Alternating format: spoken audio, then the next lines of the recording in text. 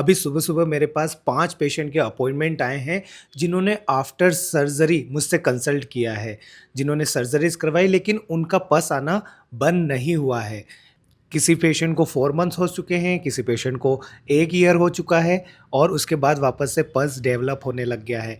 मैं बात कर रहा हूँ फिस्चुला की, जिसमें सर्जरीज़ के बाद भी पेशेंट क्योर नहीं हो पा रहा है।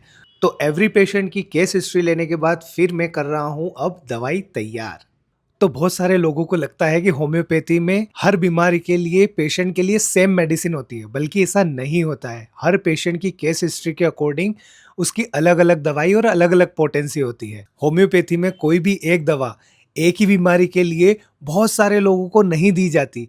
हर पेशेंट की हिस्ट्री अलग-अलग होती है और उनके मेंटल कंडीशन, फिजिकल कंडीशन, कब एग्रावेशन होता है, कब उनको फ़ायदा मिलता है, किस चीज़ से आराम मिलता है, पेशेंट की भूख कैसी है, पेशेंट की प्यास कैसी है, पेशेंट की सेंसिटिविटी कैसी है और पेशेंट की डिज़ायर क्या-क्या है, ये सारी चीज़ें बहुत मायने रखती है एक रेमेडी, एक औषधि को सिलेक्ट करने में।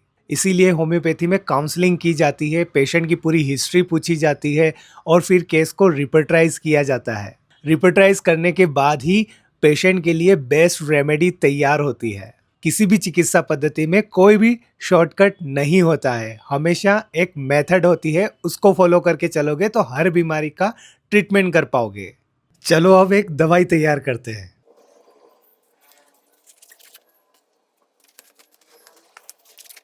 तो होम्योपैथी में सबसे पहली चीज होती है केस टेकिंग। पेशेंट की पूरी केस डिटेलिंग करने के बाद मैंने पेशेंट का रिपर्टाइजेशन किया। इसमें कितना टाइम लगा? पेशेंट की केस टेकिंग में मुझे आधे घंटे का टाइम लगा और पेशेंट का रिपर्टाइजेशन करने में भी मुझे लगभग आधे घंटे का टाइम लगा था। उसके बाद उसके लिए बेस्ट रेमेडी निकल के आई, जो उसकी बॉडी के लिए सबसे बढ़िया मैच करने वाली रेमेडी है। तो सबसे बड़ा मिथ जो होता है, लोग ये समझते हैं कि होम्योपैथी में साबूदाने की गोलियां जो होती है वो छोटी छोटी होती है। मैं आज बताता हूँ कि ये पूरा एक साइंस होता है और ये नैनो टेक्नोलॉजी के ऊपर बेस्ड होती है, जिसको हर कोई नहीं समझ सकता। उसको समझने के लिए आपको होम्योपैथी को पढ़ना होगा, डिटेल में जाना होगा, उसकी बुक्स उठानी पड़ेगी। सिर्फ हवा हवाई बातें करने से काम नहीं चलेगा। तो अब देखो, ये एक दवाई है जिसको मैं अपने हाथों पे डाल रहा हूँ। ये देखो, शायद आपको दिख रहे होंगे। अब ये ग्लोब्यूल्स इस बोतल के अंदर चले गए हैं और इसके अंदर मैं डाल देता हूं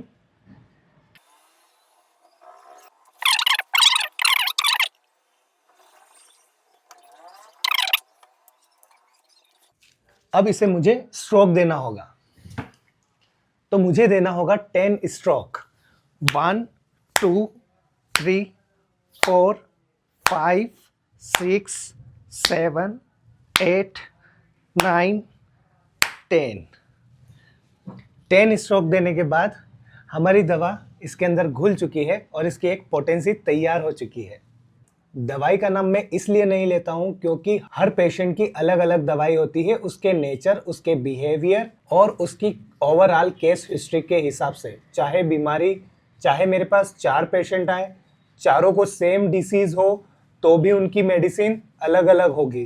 किसी के लिए कोई फिक्स रेमेडी नहीं होती है होम्योपैथी में। तो ऐसे ही मैं सारे पेशेंट की दवाई तैयार कर लेता हूं उनके अलग अलग केस हिस्ट्री और रिपर्टाइजेशन के अकॉर्डिंग, और फिर करते हैं उनको पैक।